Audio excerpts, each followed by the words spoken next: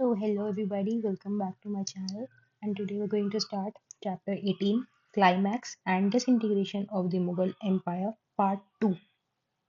Here we go. The rise of the Marathas. We've already seen that the Marathas had important positions in the administrative and military systems of Ahmednagar and Bijapur, and that their power and influence in the affairs of government had grown as the Mughals advanced towards the Deccan. Both the Deccani Sultans and the Mughals made a bid for their support, and Malik Ambar used them in their army in large numbers as loose auxiliaries.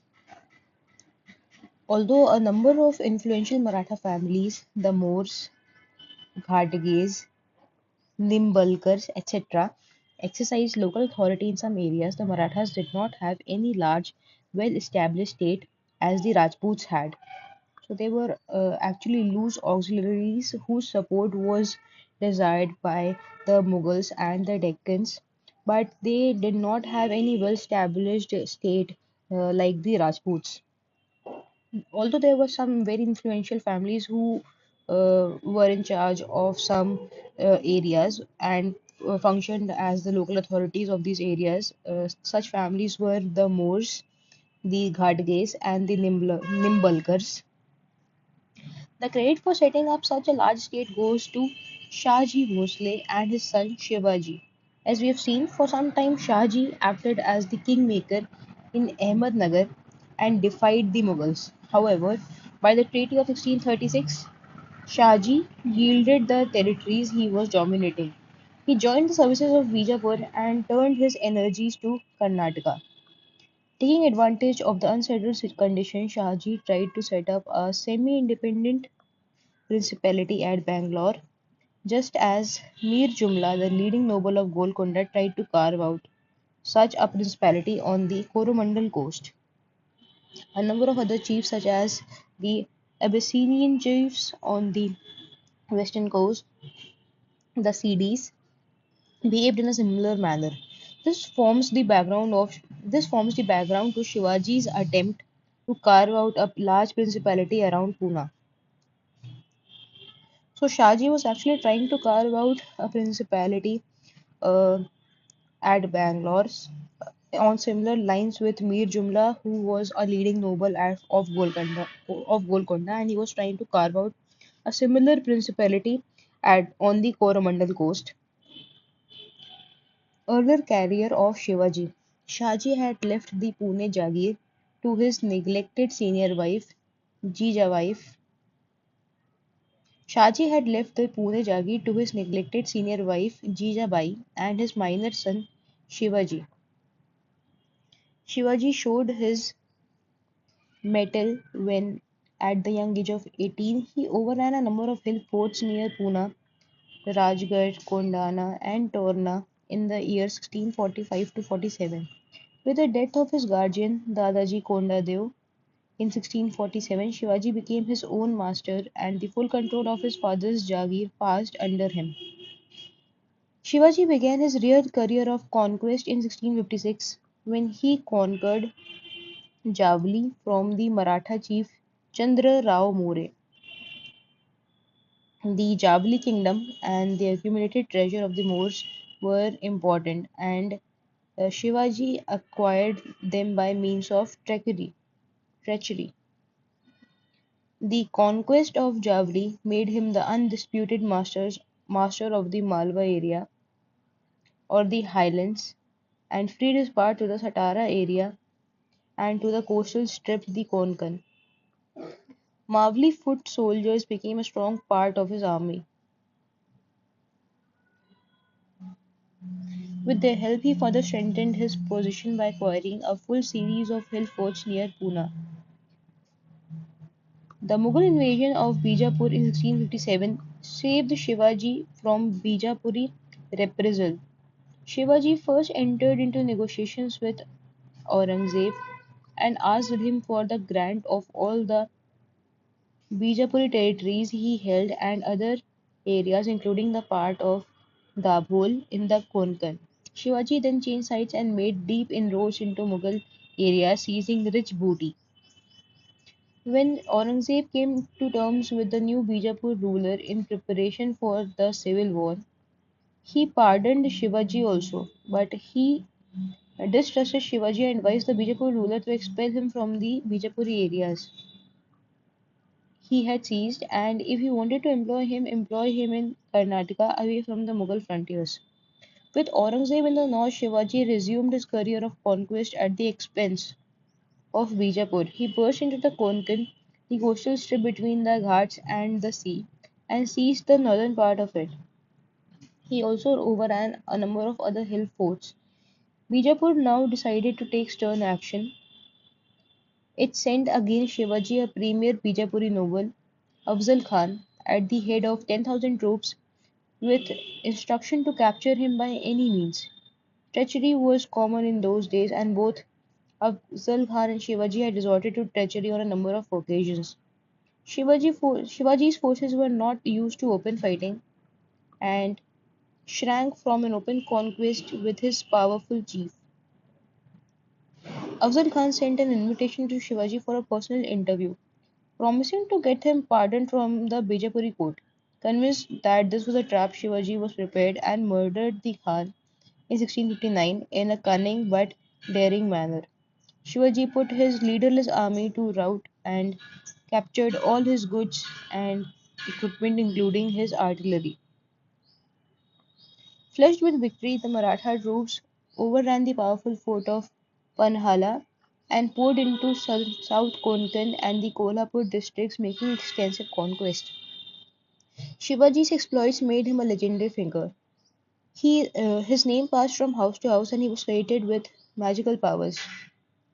People flocked to him from the Maratha areas to join his army, and even Afghan mercenaries who had been previously in the service of Bijapur joined his army.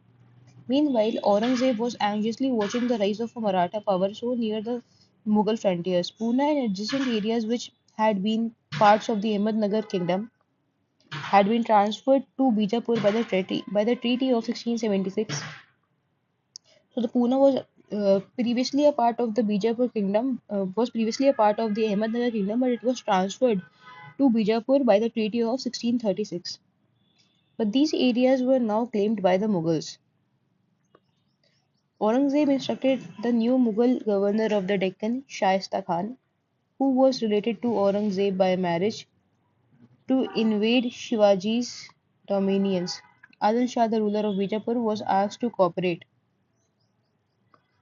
The Adil Shah sent Sidi Johar, Sidi Johar, the Abyssinian chief who invested Shivaji in Panhala. Trapped, Shivaji made his escape while Panhala fell to the Bijapuri forces. The Adil Shah, however, had no desire to see Shivaji destroyed. Hence, he took no further interest in the war against Shivaji and soon came to a secret understanding with him. This freed Shivaji to deal with the Mughals. At first, the war went badly for Shivaji. Shaista Khan occupied Pune in 1660 and made it his headquarters. He then sent detachments to wrest control of the Konkan from Shivaji. Despite harassing attacks from Shivaji and the bravery of Maratha defenders, the Mughals secured their control on North Konkan. Driven into a corner, Shivaji made a bold stroke. He infiltrated into the camp of Shaista Khan at Pune and at night attacked the Khan in his harem in 1663, killing his son and one of his captains and wounding the Khan. This daring attack put the Khan into disgrace and Shivaji's stock rose once again. In anger, Aurangzeb transferred Shaista Khan to Bengal, even refusing to give him an interview at the time of transfer, as was the custom. Meanwhile, Shivaji made another bold move. He attacked Surat, which was the premier Mughal port, and looted it to his heart's content in 1664, returning home laden with treasure. Treaty of Purandar and Shivaji's visit to Agra. After the failure of Shaista Khan, Aurangzeb deputed Raja Jai Singh of Amber, who was one of the most trusted advisors of Aurangzeb, to deal with Shivaji. Full itinerary and administrative authority was conferred on Jai Singh so that he was not in any way dependent on the Mughal a viceroy in the Deccan, and dealt directly with the emperor. Unlike his predecessors, Jai Singh did not underestimate the Marathas. He made careful diplomatic and military preparations. He appealed to all the rivals and opponents of Shivaji and even tried to win over the Sultan of Bijapur in order to isolate Shivaji. Marching to Pune, Jai Singh decided to strike at the heart of Shivaji's territories, Fort Purandar, where Shivaji had lodged his family and his treasure. Jai Singh closely besieged Purandar in 1665, beating off all Maratha attempts to relieve it. With the fall of the fort at sight and no relief likely from any quarter, Shivaji opened negotiations with Jai Singh. After hard bargaining, the following uh, terms were agreed upon. First, out of 35 forts held by Shivaji, 23 forts with surrounding territory which yielded a revenue of 4 lakhs of Huns every year were to be surrendered to the Mughals, while the remaining 12 forts with an annual income of 1 lakh of Huns were to be left to Shivaji on the condition of service and loyalty to the throne. So a major chunk of the forts which Shivaji held and which yielded a lot of revenue was to be surrendered to the Mughals, and the remaining fort, which yielded an amount of around 1 lakh of Huns, were to be left with Shivaji on condition that he offers his service and loyalty to the throne.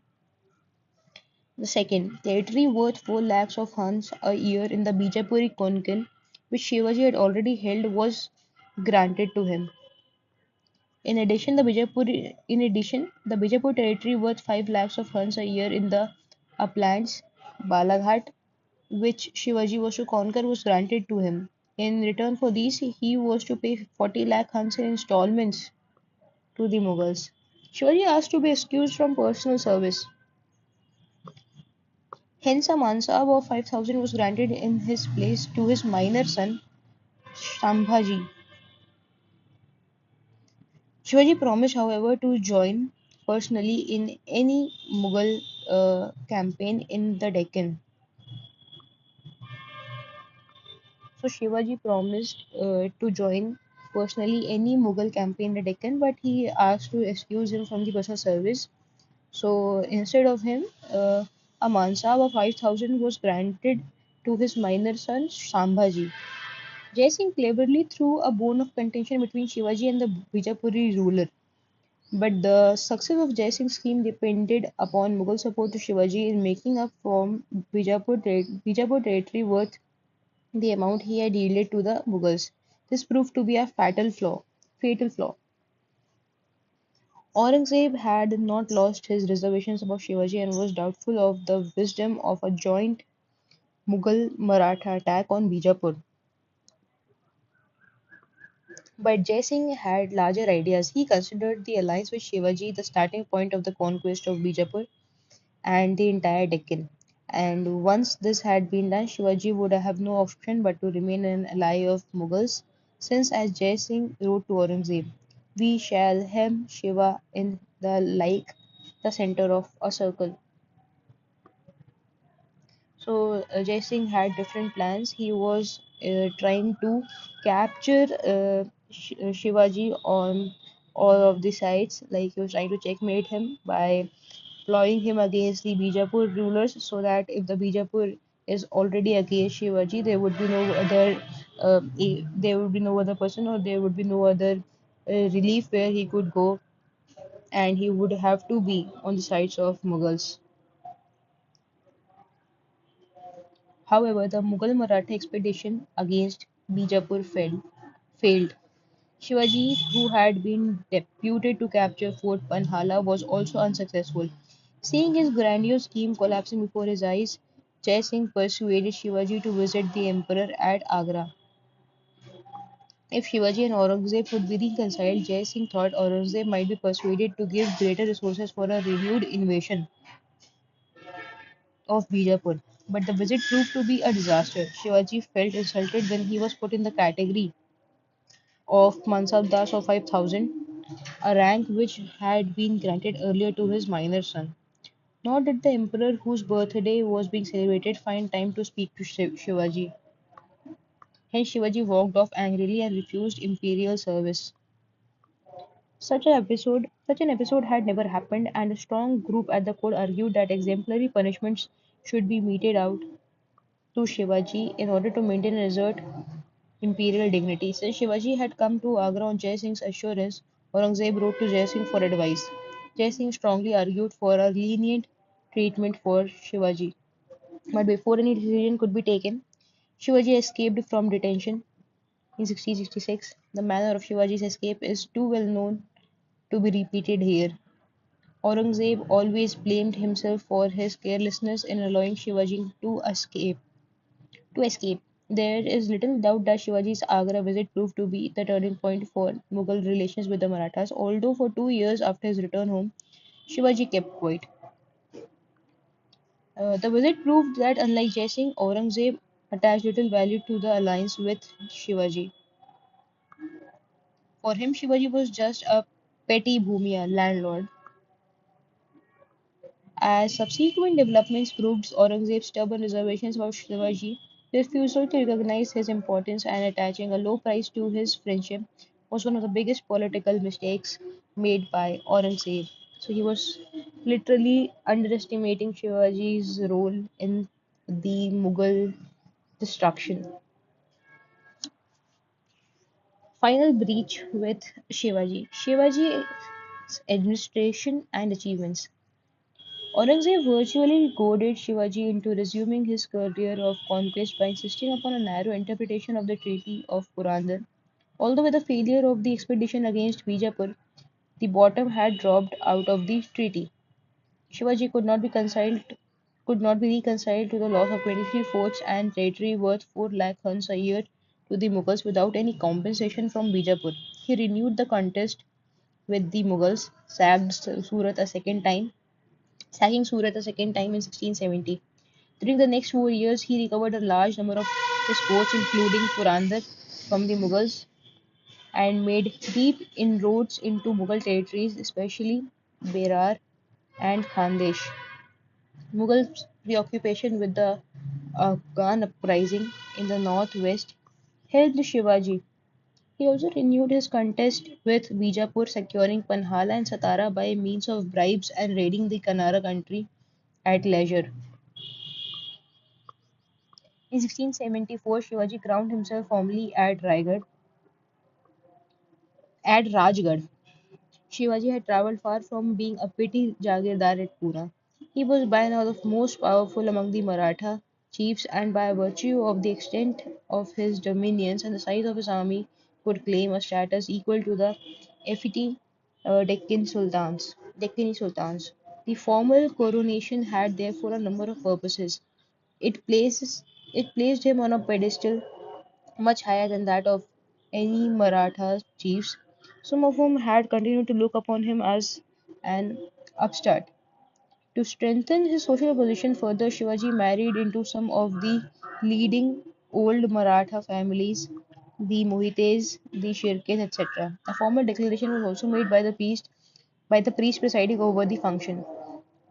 Gaga Bhatt that Shivaji was a high class Kshatriya.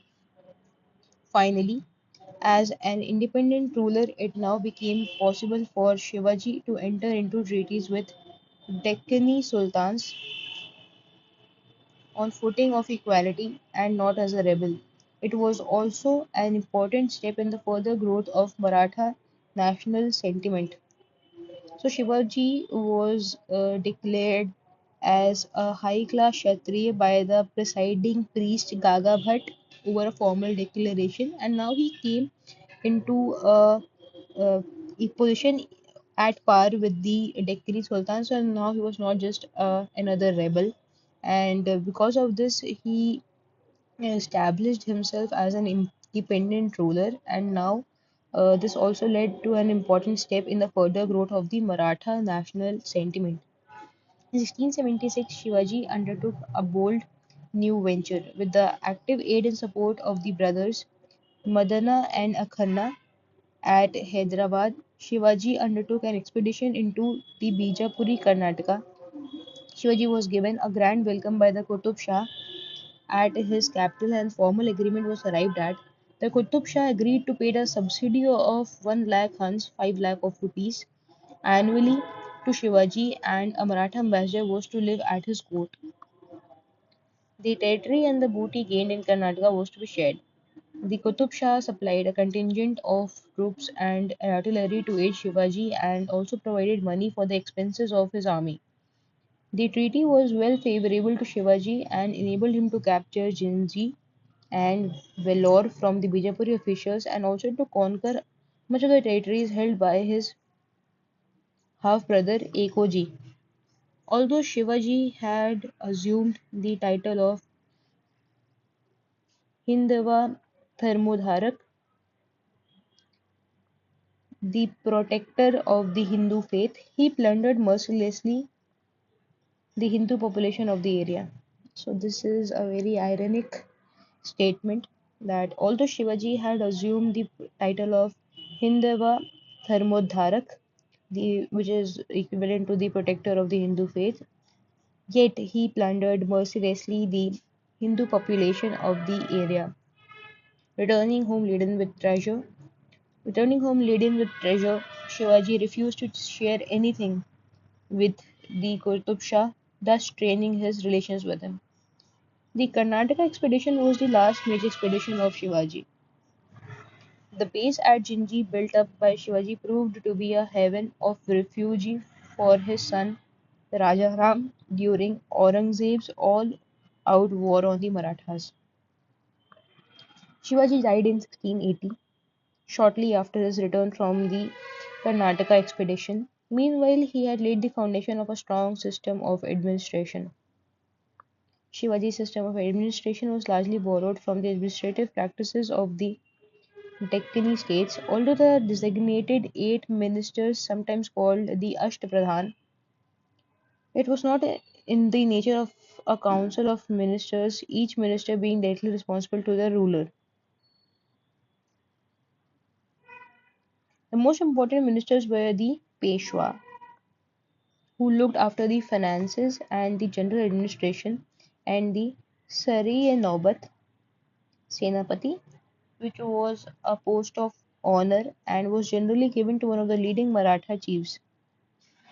The Mazumdar was the accountant, while the Vakinavis was responsible for intelligence, post, and household affairs. The Surunavis or the Chitnis helped the king with his correspondence.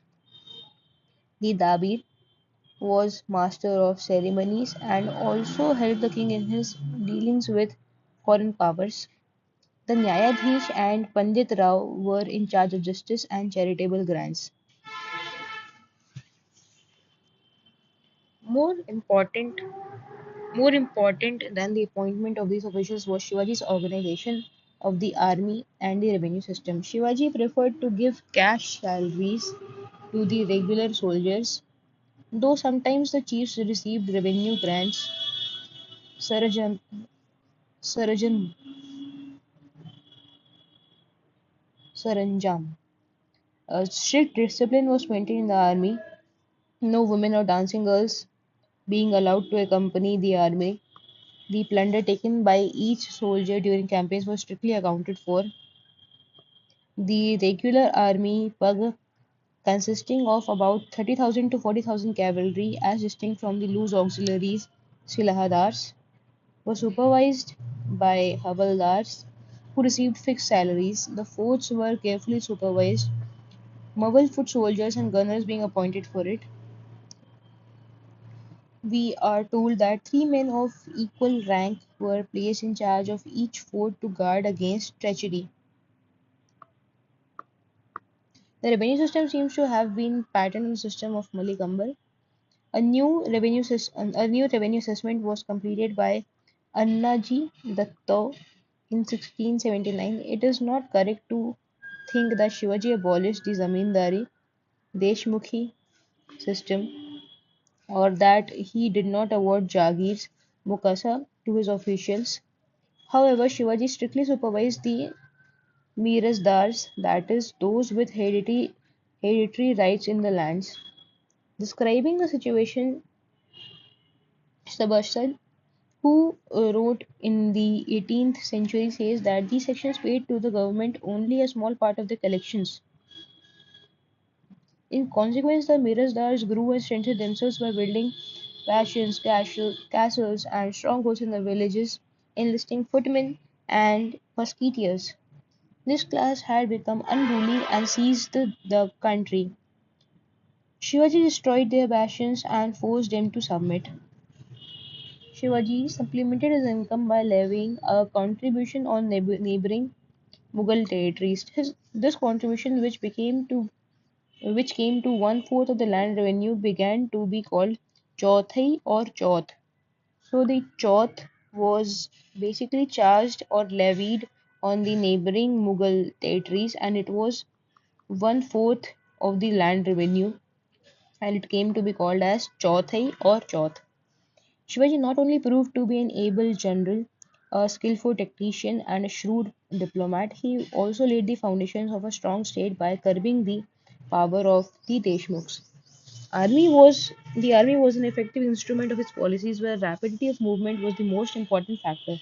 The army depended for its salaries to a considerable extent on the plunder of the neighboring areas, but the state thereby be called but the state cannot thereby be called just a war state. It was regional in character, no doubt, but it definitely had a popular base. To that extent, Shivaji was a popular king who represented the assertion of the popular will in the area against Mughal encroachments. Aurangzeb and the Deccan states in 1658 to 87. It is possible to trace three phases in the relations of Aurangzeb with the Deccan states. The first phase lasted till 1668, during which the main attempt was to recover from Bijapur the territories belonging to Ahmednagar. States surrendered to it by the Treaty of 1636. So the first phase was to recover the Bijapur territories, which were earlier belonging to Ahmednagar, and was surrendered to Bijapur because of the territory of 1636. The second phase lasted till 1684, during which the major danger in the Deccan was considered to be the Marathas, and the efforts were made to pressurize Bijapur and Golconda into joining hands with the Marathas against Shivaji and then against his son Sambhaji. Simultaneously, the Mughals nibbled at the territories of the Deccani states, which they tried to bring under their complete domination and control. The last phase began when Aurangzeb despaired of getting the cooperation of Bijapur and Golconda against Marathas and decided to destroy the Marathas. It was necessary to first conquer Bijapur and Golconda. The first phase, 1658 to 68. The Treaty of 1636, by which Shah Jahan had given one third of the territories of the Ahmednagar state as a bribe for withdrawing support to the Marathas and promised.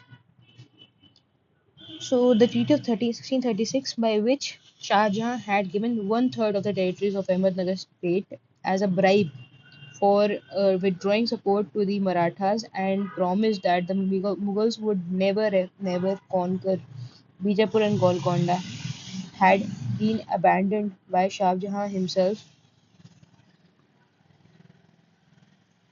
in 1657 to 58. Golconda and Bijapur were threatened with extinction. Golconda had to pay a huge indemnity, and Bijapur had to agree to surrender of the Nizam Shahi territories granted in 1636.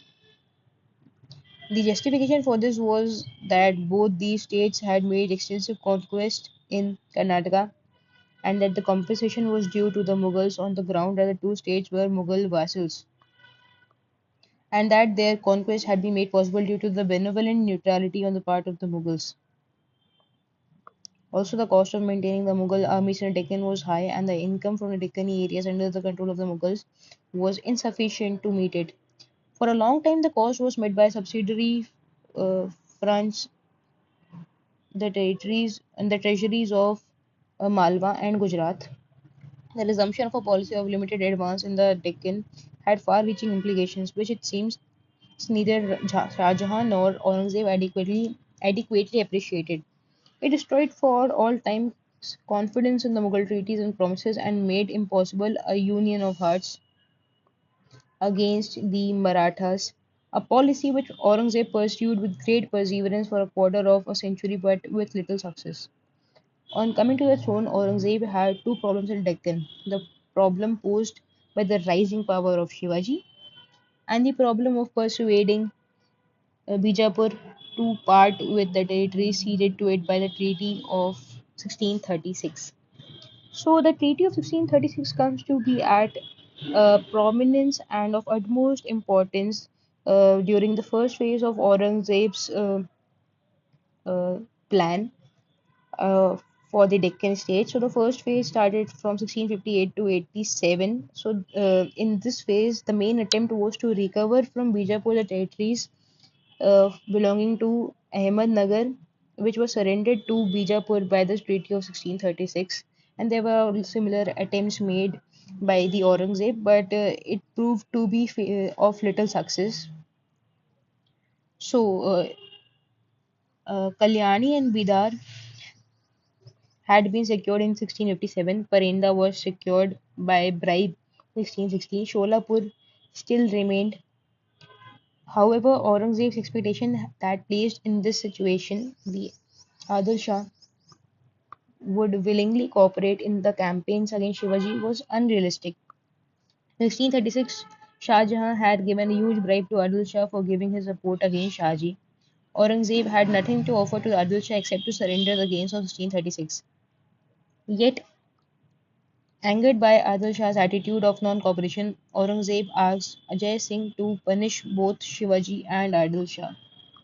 This shows Aurangzeb's confidence in the superiority of the Mughal arms and the underestimation of his opponents. But Jai Singh was an astute politician. He told Aurangzeb it would be unwise to attack both these fools at the same time.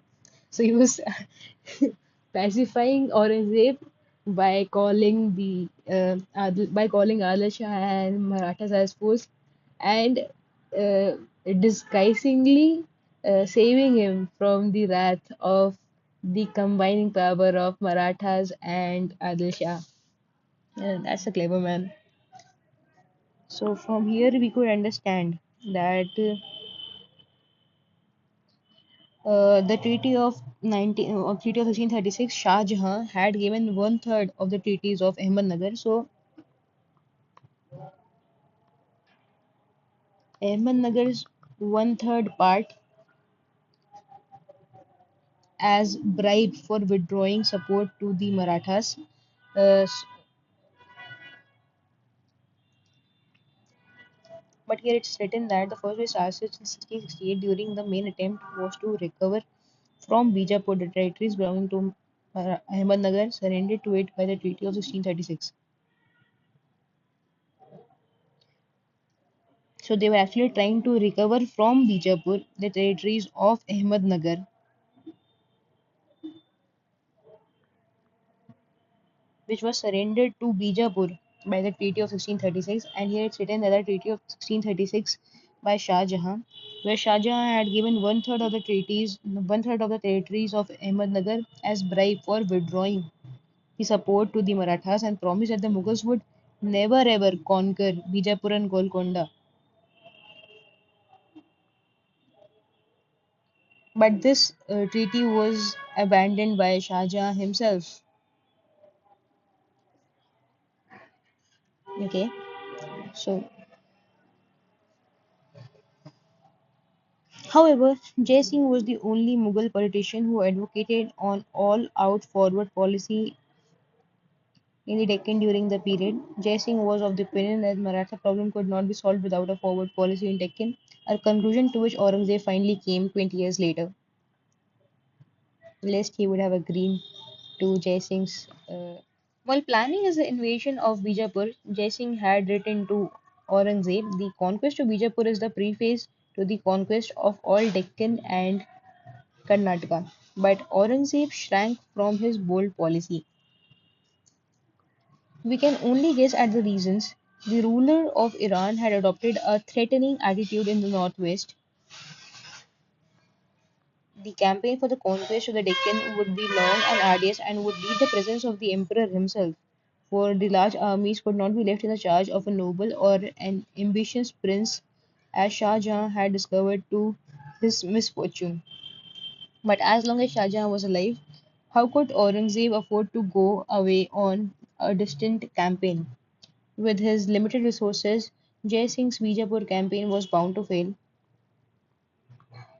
The campaign recreated the united fronts of the Deccani states against the Mughals, for the Qutub Shah sent a large force to aid Bijapur. The Deccanis adopted guerrilla tactics, luring Jai Singh on to Bijapur while devastating the countryside so that the Mughals could get no supplies. Jai Singh found that he had no means to assault the city since he had not brought siege guns, and to invest the city was impossible. The retreat proved costly, and neither money nor any additional territory was gained by Jaising by this campaign. This disappointment and the censures of Aurangzeb hastened Jai Singh's death in 1667. The following year, in 1668, Mughals secured the surrender of Sholapur by bribery. The first phase was done. The second phase, 1668 to 81, the Mughals virtually marked time in the Deccan between 1668 and 1676. A new factor during the period was the rise to power of Madanna and Akhanna in Golconda. These two gifted brothers virtually ruled Golconda from 1672 till the extension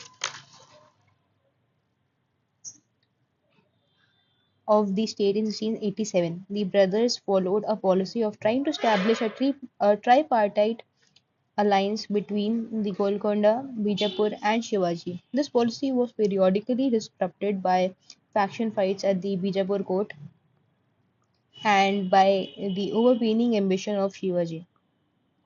The factions at Bijapur could not be depended upon to follow a consistent policy. They adopted a pro or anti Mughal stance depending upon the immediate interest. Shivaji looted and alternately supported Bijapur against the Mughals. Although seriously concerned at the growing Maratha power, Aurangzeb, it seems, was keen to limit Mughal expansion in the Deccan. Hence, repeated efforts were made to install and back a party at Bijapur which would cooperate with Mughals against Shivaji and which would not be led by Golconda. In pursuit of this policy, a series of Mughal interventions were made. The first intervention took place in 1676 following the overthrow of the Bijapur regent Khawas Khan, who had agreed to join the Mughals against Shivaji for a price. Mughal help for the destruction of his domestic rivals, the Afghans. The invasion had to contend with the united opposition of the Bijapur and Golconda forces. Although the Mughals secured possession of Naldur and Gulbarg by bribery, the basic objective of placing a pro-Mughal and anti-Maratha group in power could not be realized. Aurangzeb made Aurangzeb now made a new approach. The Mughal viceroy Bahadur Khan was recalled, and an Afghan noble and soldier, Diler Khan, who had good relations with the Afghan faction in Bijapur, was placed in command. Diler Khan persuaded the Afghan leader Bahlol Khan to join in an expedition against Golconda. The Golconda ruler had openly welcomed Shivaji in his capital, while Madanna and Akhanna virtually ruled the state. The failure of the Mughal Bijapur attack was in no small measure due to the firm leadership of Madanna and Akhanna. The Afghan party in Bijapur was now discredited, and an appeal was made to Qutub Shah to mediate and save Adil Shahi monarchy. At the instance of Qutub Shah, it was agreed that Sidi Masood, the leader of the Deccani party, would become the regent, and that 6 lakh rupees would be paid to Sidi Masood to pay off the arrears of the Afghan soldiers who would then be disbanded, and that a resident from Golconda would advise the Bijapuri administration. Akanna was chosen for the post. This marks the high water mark of Hyderabadi influence over Bijapur and in the politics of the Deccan. For the time being, Shivaji was not a party to this agreement. Shivaji had angered the Qutub Shah by not agreeing to give him his share of the spoils of the Karnataka campaign. Hence, it was agreed that Shivaji would be confined to the Konkan. Shivaji was the most uncertain factor in the situation and was bent on playing a lone hand. Returning from Karnataka, he had continued his policy of boundless violence and intrigued to get Bijapur in his hands. Sidi Masood wrote to Shivaji, "We are neighbors, we eat the same salt. You are as deeply concerned in the welfare of the state as I am.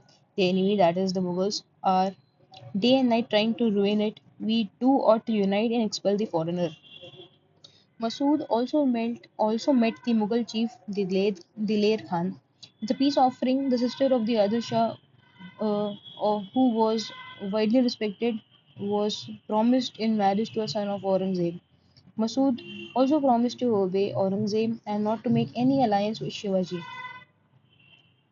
However, news of the negotiation of Sidi Masood with Shivaji leaked out to Mughals, who now decided to besiege Bijapur. Thus, the only result of Mughal diplomatic and military efforts was the reassertion of the united front of the three Deccani powers against the Mughals. The last, the last desperate effort of Diler Khan to capture Bijapur also failed, largely because no Mughal viceroy had the means to contend against the united force of the Deccani states. A new element which was brought into play was the Karnataki foot soldiers. 30,000 of them sent by the Birat chief Prem Nayak were a major factor in withstanding the Mughal siege of Bijapur. Shivaji too sent a large force to relieve Bijapur and raided the Mughal dominions in all directions. Thus, Dilir Khan could achieve nothing except laying Mughal territories open to Maratha raids, and he was recalled by Aurangzeb. The third phase. Thus, the Mughals achieved little during 1670 to 80. Uh, when Aurangzeb reached the Deccan in 1681 in pursuit of his rebel son Prince Akbar, he concentrated his forces against Sambhaji, the son of the successor of Shivaji, the son and the successor of Shivaji, while making renewed efforts to detach Bijapur and Golconda from the side of the Marathas. His efforts did not have an outcome different from that of the earlier efforts. The Marathas were the only shield against the Mughals, and the Deccan states were not prepared to throw it away. Aurangzeb now decided to force the issue. He called upon Adil Shah as a vassal to supply provisions to the imperial army, to allow the Mughal armies free passage through his territory, and to supply a contingent of 5,000 to 6,000 cavalry for the war against the Marathas. He also demanded that Shah Khan, the leading Bijapuri noble opposed to the Mughals, be expelled. An open rupture was now inevitable. Adil Shah appealed for help to both Golconda and Chambhaji, which was promptly given. However, even the combined forces of Deccan states could not withstand the full strength of the Mughal army, particularly when commanded by the Mughal emperor or an energetic prince, as had been demonstrated earlier. Even then, it took 18 months of siege, with Aurangzeb being personally present during the five stages before Bijapur fell in 1686. This provides an ample justification for the earlier failure of Jai Singh in 1665 and Diler Khan in 1679 to 80. A campaign against Golconda was inevitable following the downfall of Bijapur. The sins of Qutub Shah were too many to be pardoned. He had given supreme power to the infidels Madanna and Akanna and had helped Shivaji on various occasions. His latest treachery was sending 40,000 men to aid Bijapur despite Aurangzeb's warning. In 1685, despite stiff resistance, Mughal had occupied Golconda. The emperor had agreed to pardon the Qutub Shah in return for a huge subsidy, the ceding of some areas, and the ousting of Madanna and Akanna. The Qutub Shah agreed. Madanna and Akanna were dragged into the streets and murdered in 1686. But even this crime failed to save the Qutub Shahi monarchy. After the fall of Bijapur, Aurangzeb decided to settle scores with the Qutub Shah. The siege opened early in 1687, and after more than 6 months of campaigning, the fort fell on account of treachery and bribery. Aurangzeb had triumphed, but he soon found that the extension of Bijapur and Golconda was only the beginning of his difficulties. The last and the most difficult phase of the Aurangzeb's life began now. It's a massive chapter, so we will be having another session. So uh, I'll see you guys in the continuation video. Till then, see ya. Bye.